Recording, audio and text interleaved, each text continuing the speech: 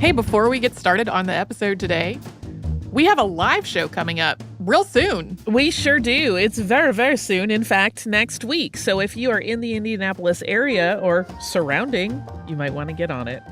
Yeah, so we will be at the Eugene and Marilyn Glick Indiana History Center in Indianapolis.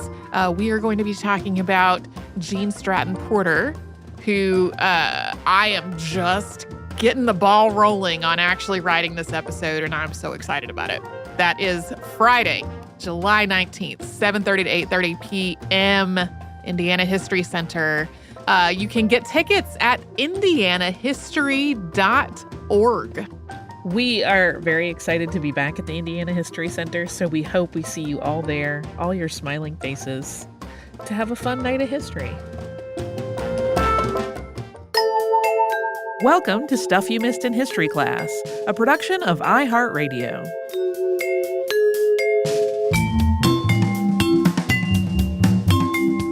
Hello and welcome to the podcast. I'm Tracy V. Wilson. And I'm Holly Fry. This is part 2 of our regular installment of Unearthed, where we talk about things that have been literally or figuratively unearthed over the past few months.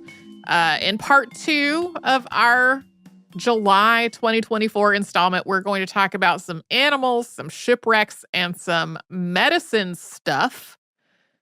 As we often do, we're going to start with some things that I thought were cool or interesting, but they don't really fit easily into a category. And I've always been calling that potpourri because I used to watch a lot of Jeopardy. So starting once again with the potpourri. Archaeologists working in collaboration with the Aboriginal communities on the island of Jiguru on the Great Barrier Reef have found shards of pottery that date back to 2,000 and 3,000 years ago, centuries before the arrival of Europeans in the area. Prior to this point, archaeologists had widely concluded that Aboriginal peoples in Australia did not make pottery before the arrival of Europeans. Other pieces of pottery had been found on the island in 2009 and 2012, but at that time it was clear only that they were made from local materials, not when they were made. So this collaborative effort between archaeologists and the indigenous community led to the excavation of a 3-foot by 3-foot midden. And in layers between 16 and 32 inches below the surface, archaeologists found 82 fragments of pottery. Although these pieces are really small, they very clearly came from shaped vessels that had some decorative elements like pigments and incised lines on them. And they dated back to between 1,815 years old and 2,950 years old, making them the oldest conclusively dated pieces of pottery in Australia. And they were made from locally sourced clay, definitely clay from somewhere in northeastern Australia, possibly from this island itself. This time period overlaps with when the Lupita people were known to be making pottery in Papua New Guinea. The Lupita people are also known to have influenced pottery traditions among much of this part of the Pacific. So the paper's authors have concluded that there was an exchange of culture, knowledge, and pottery making between the Aboriginal people of Jiguru and the Lupita people. Aboriginal people today have also described Jiguru as a sacred place and a place for trading. And this research also suggests that Australia was connected to a maritime trading network thousands of years ago. Yeah, this has been described as kind of rewriting what we know about Aboriginal history away from one in which nobody was making pottery to one in which Aboriginal people were part of this shared community in this part of the world with a lot of knowledge exchange. The paper on this was published in the journal Quaternary Science Reviews, and its conclusion points out that these findings, quote, challenge racist and colonialist stereotypes of Aboriginal communities as lacking complexity and innovation, and contribute to a robust and nuanced understanding of the deep knowledges and complex technologies of Indigenous Australians. Moving on, according to research published in the journal PLOS One in April, people in northwestern Saudi Arabia made their home in a large lava tube for about 7,000 years, with people using the tube in phases from the Neolithic period to the Bronze Age. That's from about 10,000 years ago to about 3,500 years ago. There's rock art in this lava tube depicting cattle, sheep, goats, and dogs, along with animal remains suggesting that the people who used this shelter were pastoralists. This tube is situated along a pastoral route connecting oases, and according to isotopic analysis, the animals primarily grazed on the local vegetation rather than being fed some kind of fodder. So, this is the earliest known evidence of people living in a lava tube in Arabia.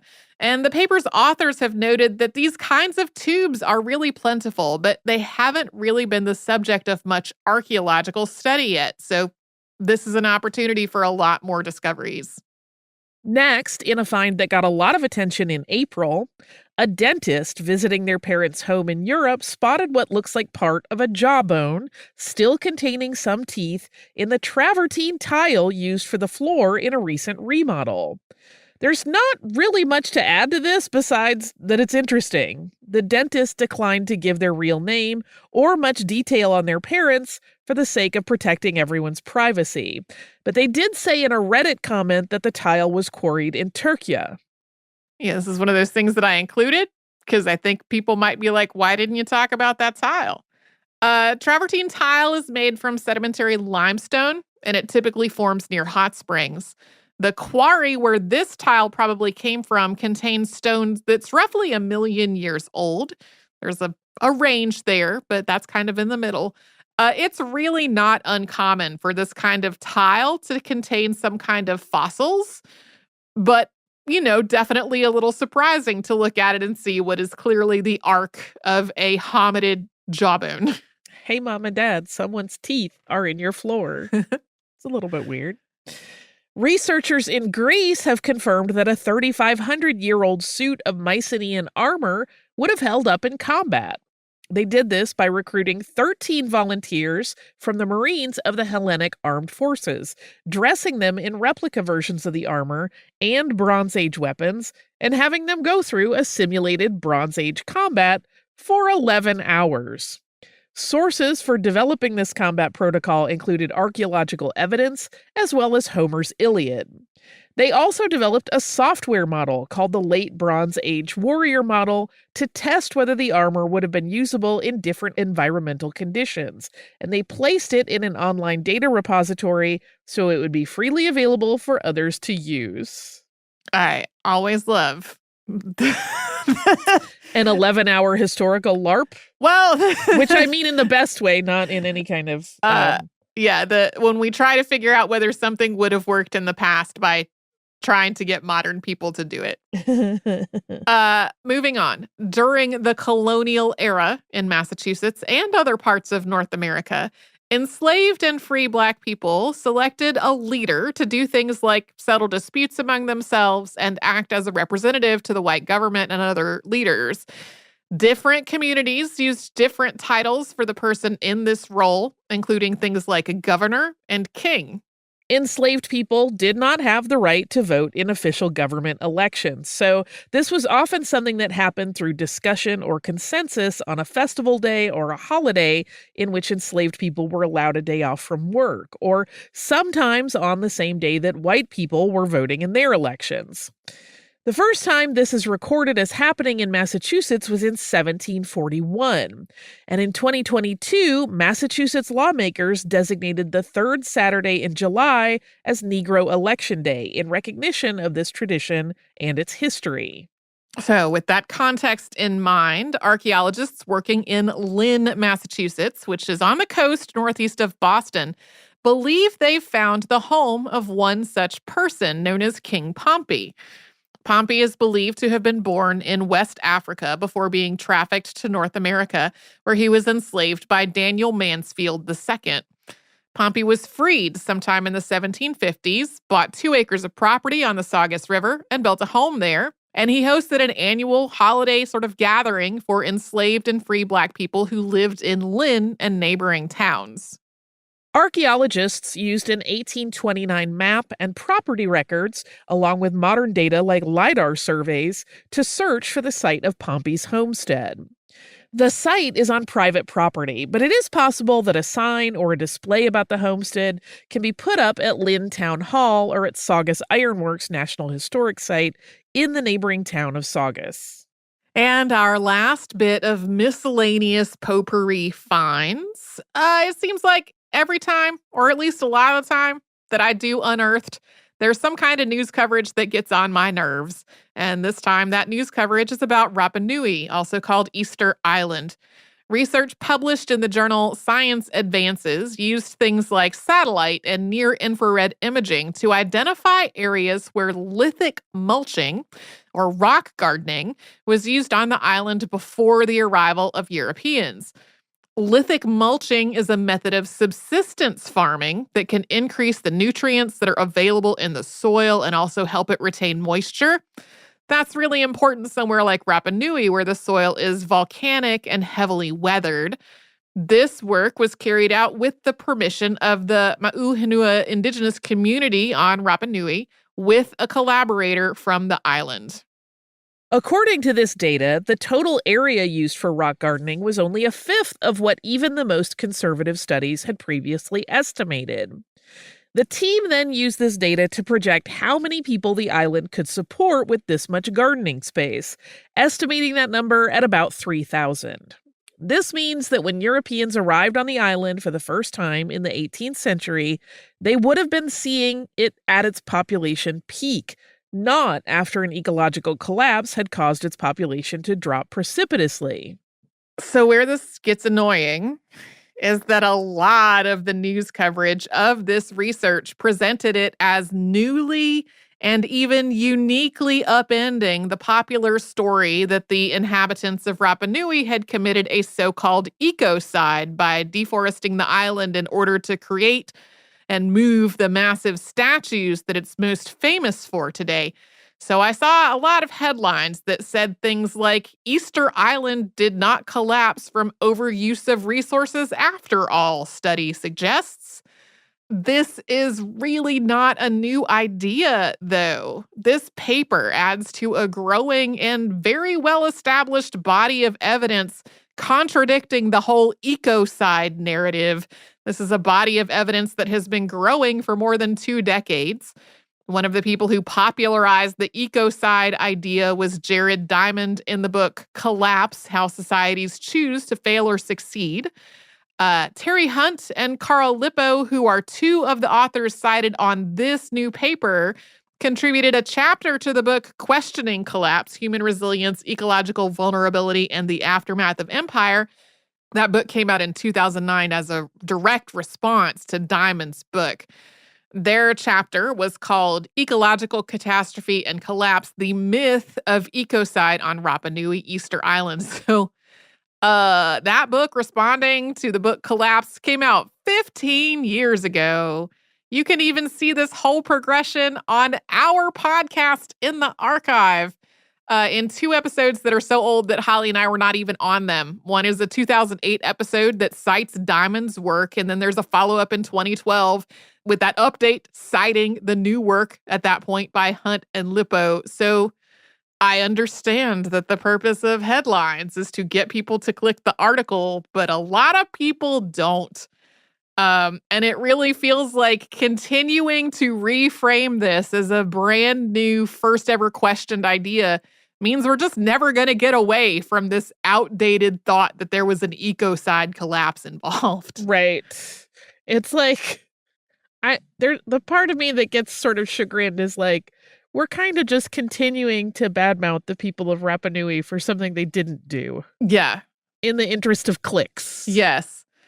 This is one of many cases where it's like, I understand that this is new information to some people. Things are always new information to some people.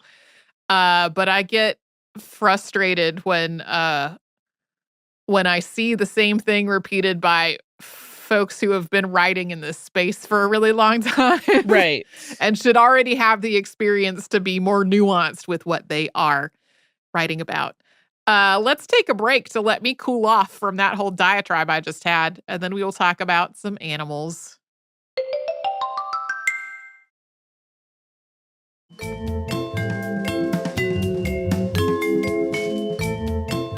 Now we are going to have a few finds relating to animals. We are going to start with a find that involves Tasmanian devils.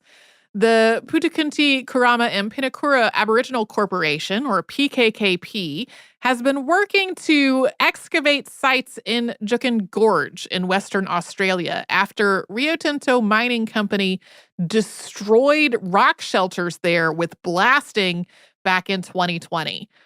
These sites were known to have a very deep cultural significance and history dating back at least 46,000 years.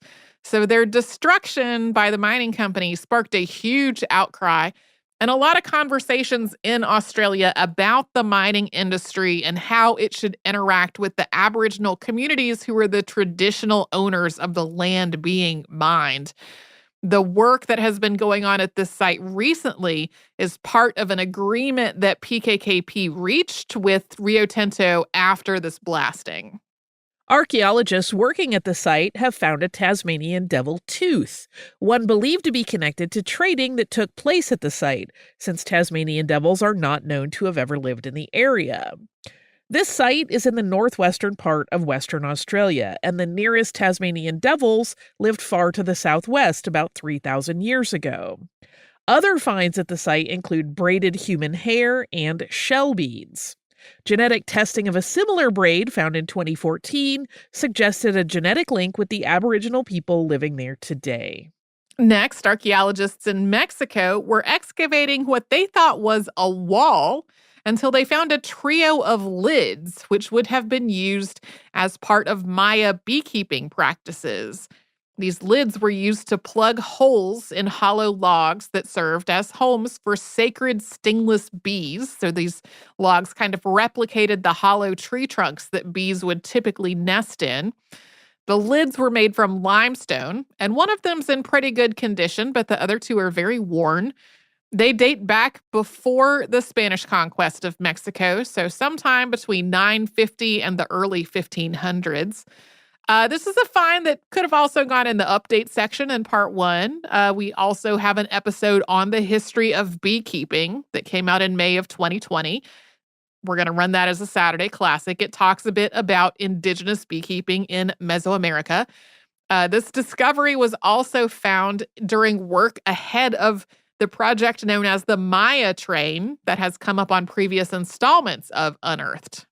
Archaeologists in France have been excavating a site that dates back to the medieval period, sometime in the 5th or 6th centuries. But they've also found a series of pits that are much older, dating all the way back to between 100 BCE and 100 CE. Only 2 of the 9 pits they've found have been excavated so far, and they've been found to contain horse bones. These horses seem to have been buried carefully, with one of the pits containing the bodies of 10 horses arranged in 2 rows and 2 layers. Including the pits that haven't been excavated yet, it's likely that the site contains the skeletons of at least 28 horses. We don't really know what happened to these horses, but the 2 prevailing theories are that they were either sacrificed for some kind of religious reason, or they were killed in battle in the Gallic Wars, in which Julius Caesar conquered this area in what's now France. The burial sites have some similarities to some other animal graves in areas where these battles took place. But the researchers have really stressed that all of these possible explanations are just speculation at this point. And lastly, we have a thing that's sort of animal adjacent. Researchers are looking to logbooks kept by 19th century whalers as another source of information about climate change. There are more than 4,000 of these books still in existence, kept by whalers operating out of New England, and they record basic information about things like wind and rain. While this research is still in its early stages, it's possible that it can help confirm things like modeling techniques and digital analysis that are used to suggest what the weather was like in the past. Sometimes whaling ships also traveled into parts of the ocean where merchant and military vessels really didn't. So these can provide some information about parts of the planet where the historical data has not been as robust.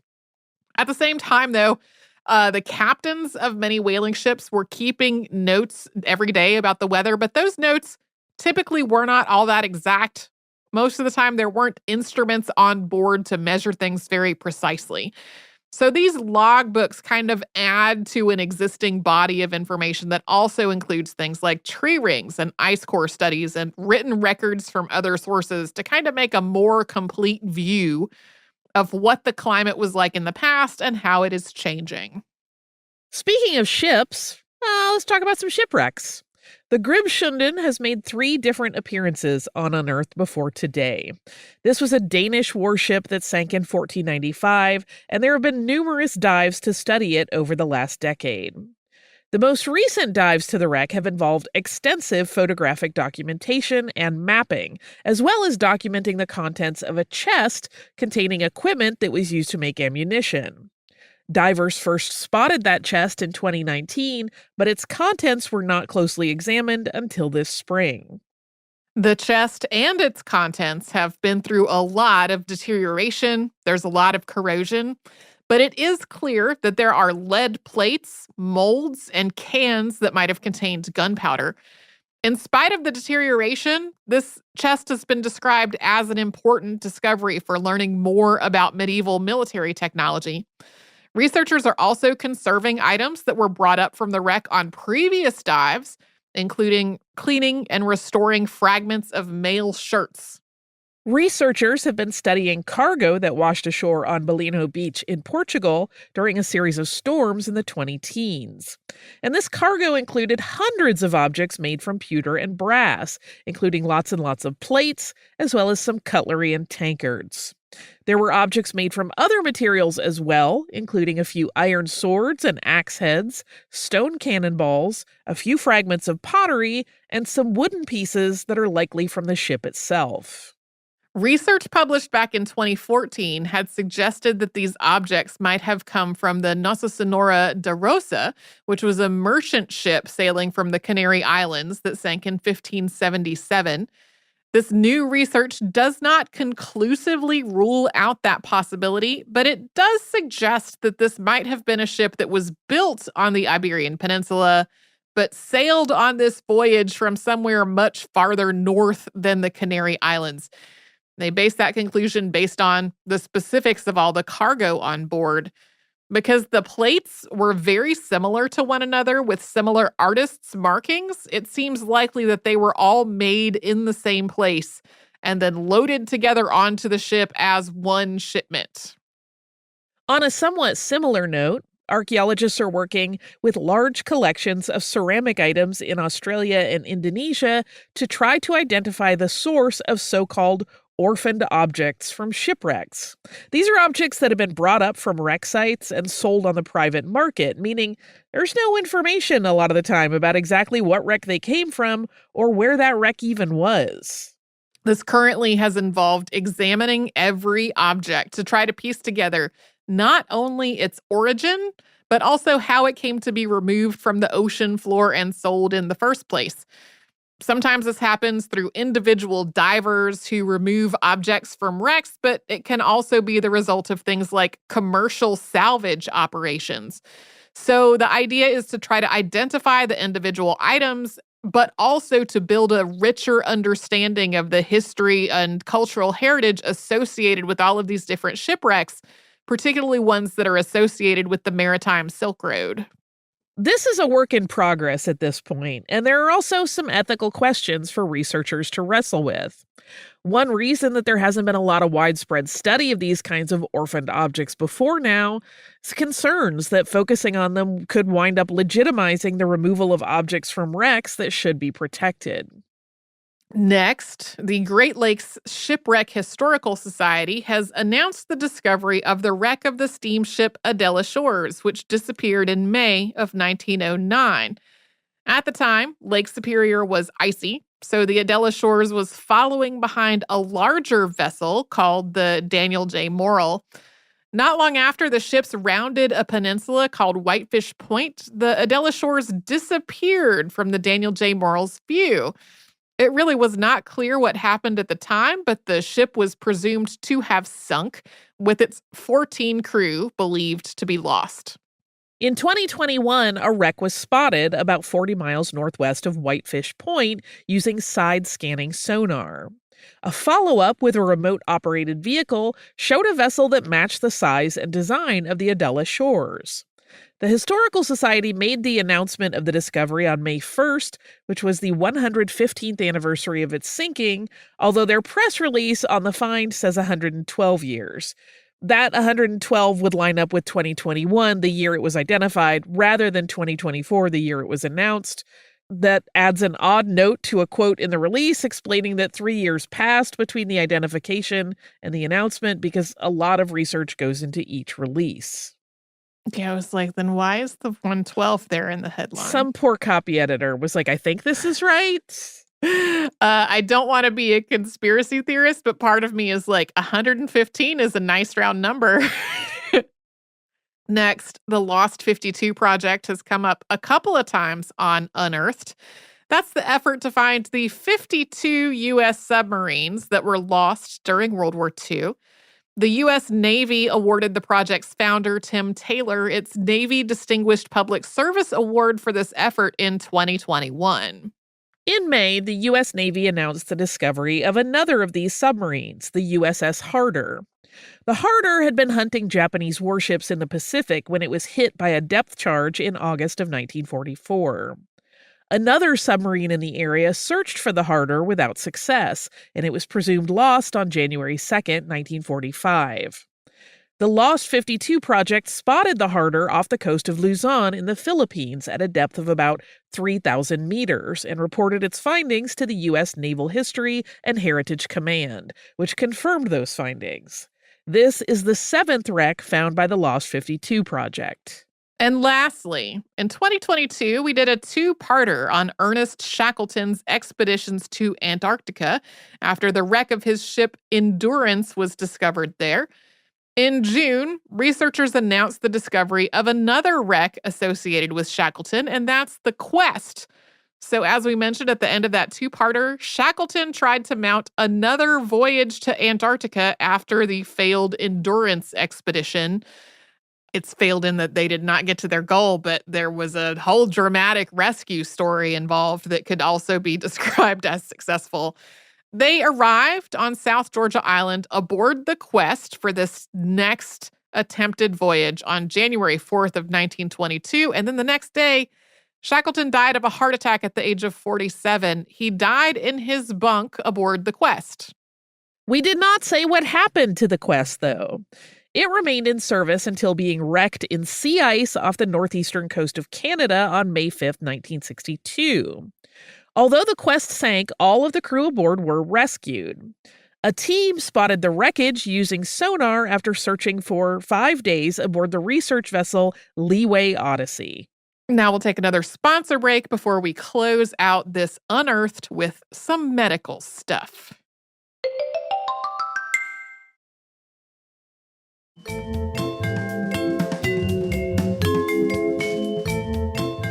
We are finishing up this installment of Unearthed with some medical finds. First, archaeologists in Poland have found a prosthetic device called a palatal obturator, dating back to the 18th century. The prosthesis was found during archaeological work at the crypt in the Church of St. Francis of Assisi in Krakow. That work took place in 2017 and 2018, but the find was not announced until now. The person who used this prosthesis had a cleft palate, meaning the roof of their mouth didn't close completely during gestation. Today, cleft palates are often closed surgically, but some people also use an obturator over the roof of their mouth for various reasons. This prosthesis is the oldest known of its kind. It's about 1.2 inches or 3.1 centimeters long, made of a metallic plate covered in a woolen pad. There are also traces of yellow and green on the pad that may have come from copper and gold, which might have been included for antimicrobial purposes. Next, archaeologists working at the necropolis at Abusir, Egypt, say they have found evidence that scribes in ancient Egypt experienced work-related injuries. This came from the study of the remains of 69 adult men who died between 2700 and 2180 BCE. 30 of those were known to be scribes. The scribes had a higher incidence of damage to their hips, jaws, and thumbs, and a lot of them showed signs of osteoarthritis, particularly in the joints on their right side and their neck. A lot of them had damage to their knees and legs that would be consistent with spending a lot of time sitting cross-legged or squatting on one leg, which are positions that scribes are often depicted in ancient artwork. And that jaw damage might be attributed to chewing on their writing tools. It is possible that this research could help archaeologists identify people as scribes when we don't already know that that is what they did for a living. Research published in the International Journal of Osteoarchaeology in March describes the discovery of a calcified gallbladder in bones exhumed at the Mississippi State Lunatic Asylum. This condition is also called a porcelain gallbladder because it causes the gallbladder to take on a color similar to white porcelain. At first, researchers were not sure what this was. It seemed like it might be a calcified cyst or a gallstone, but both of those things would have been really too small to answer the question. A surgeon who had seen calcified gallbladders in living patients ultimately made the identification. This discovery came as part of the Asylum Hill Project, which started after human remains were discovered ahead of construction at what is now the University of Mississippi Medical Center. As many as 7,000 people were buried at Mississippi State Lunatic Asylum, which was in operation from 1855 to 1935. And this project seeks to oversee any development done in this area and make sure that those who were buried there are respectfully memorialized. Yeah, I feel like this site has come up on Unearthed before, but I did not go to the old outlines to check. Next, we have a few finds that are related to infectious diseases. According to research published in the journal Current Biology, English red squirrels acted as a host for leprosy, which is also known as Hansen's disease, during the medieval period. This research was focused on the city of Winchester, which was connected to the fur trade and also home to a leprosarium or a hospital for people with leprosy during the medieval period. Researchers found a strain of the bacterium that causes this disease in squirrels from Winchester that were closely related to some of the strains that were also circulating in people there. So this research suggests that the disease was moving between humans and red squirrels in Winchester during the medieval period. This is the earliest identification of an animal host for leprosy so far. We have talked about the Black Death on a number of installments of Unearthed, including various research about which animals may have harbored the fleas believed to have transmitted the disease to humans. A laboratory study published in the journal PLOS Biology suggests another vector: human body lice. This research builds on an earlier study that suggested that plague's transmission rates during the Black Death likely would have involved fleas, but probably would have also involved a parasite that circulated among humans rather than primarily from animals to humans. Body lice, which are different from head lice, are already associated with the spread of some other diseases, including endemic typhus. If you're really sensitive about blood, maybe skip ahead for the next 15 or 30 seconds. This study involved contaminating blood with Yersinia pestis bacteria, which is what causes plague, and then feeding that to lice through a membrane that mimicked human skin. Then the lice were fed uninfected blood through another clean membrane. Afterward, the science detected the bacteria in the previously uninfected blood, as well as in the mouths, digestive tracts, and feces of the lice. I personally think this whole experiment sounds really cool. I understand it might be too much for other folks. All of this happened in a lab, not in actual living people. So we don't know for sure if the same thing would happen out in the world. I too think it is cool.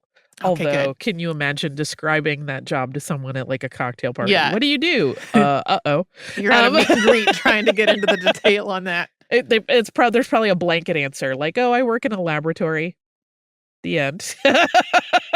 According to research published in the journal Viruses, researchers have found fragments of 3 different types of viruses in 50,000-year-old Neanderthal bones. These are viruses that cause diseases in modern humans: adenovirus, which usually causes colds, herpes virus, and human papillomavirus, or HPV. If these findings are confirmed, this would be the oldest discovery of viruses that cause diseases in humans. Something we don't really know is whether these viruses would have caused diseases in the Neanderthals that had contracted them. Like, would they have had symptoms? Would it have caused health effects for them? If they did become sick, though, it suggests that the disease, including diseases that could also infect Homo sapiens, could have been one of the reasons for Neanderthals eventually dying out. And lastly, according to a study published in the journal Frontiers in Medicine, doctors in ancient Egypt may have tried to surgically treat a person's brain tumor. This came from research on the skull believed to be of a man between the ages of 30 and 35, dating back to between 2687 and 2345 BCE. This skull was already known to show evidence of cancerous lesions, but using microscope and computerized tomography scans, researchers also found cut marks made by a sharp tool on areas next to these lesions. It's not completely clear whether these cuts were made during the person's lifetime in an effort to treat or resect the tumor, or whether it was as part of an autopsy. Either way, though, these cuts were made about 1,000 years before the earliest known written descriptions of cancer. That's in the medical text known as the Ebers Papyrus. Seems like regardless of what was happening, people were at least trying to study this and figure out what was going on. Researchers also examined a second skull from someone who died roughly 2,000 years later, between 663 and 343 BCE. This one is believed to have belonged to a woman who died after the age of 50 and who also showed evidence of a tumor that led to bone destruction.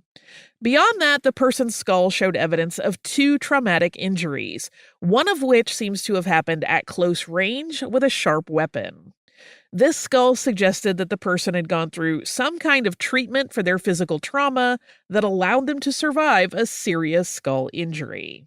Yeah, definitely seems like some kind of attempts at surgical treatments for this astonishingly long ago. So that's Unearthed. Do you have some more listener mail? I do have some more listener mail. This is from Janessa.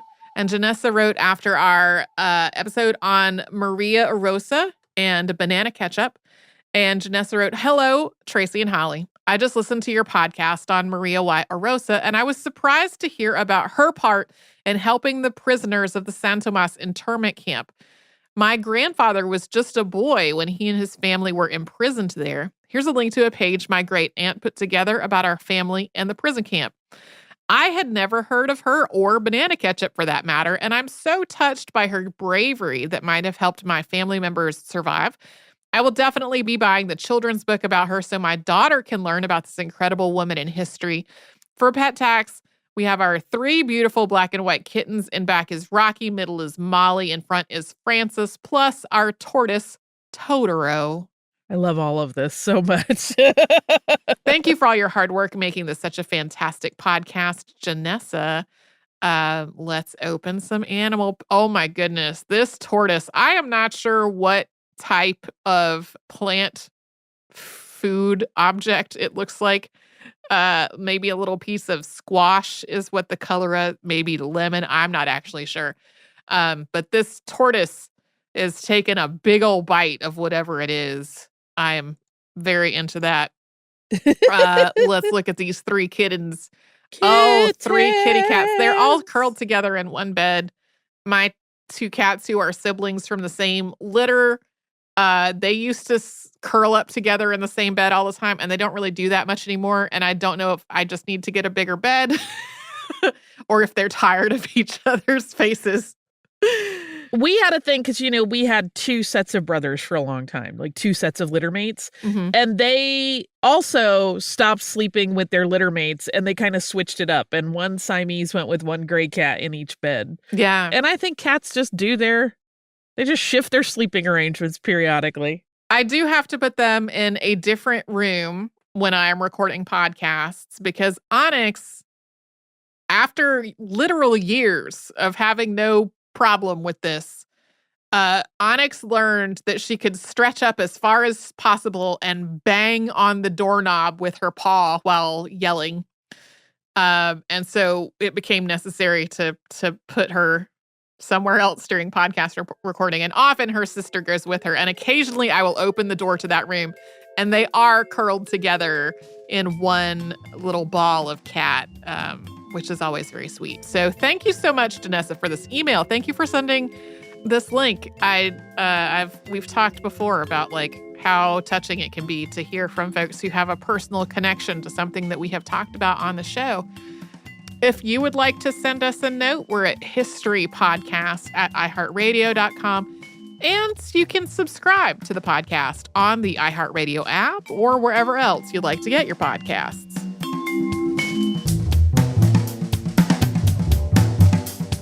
Stuff You Missed in History Class is a production of iHeartRadio. For more podcasts from iHeartRadio, visit the iHeartRadio app, Apple Podcasts, or wherever you listen to your favorite shows.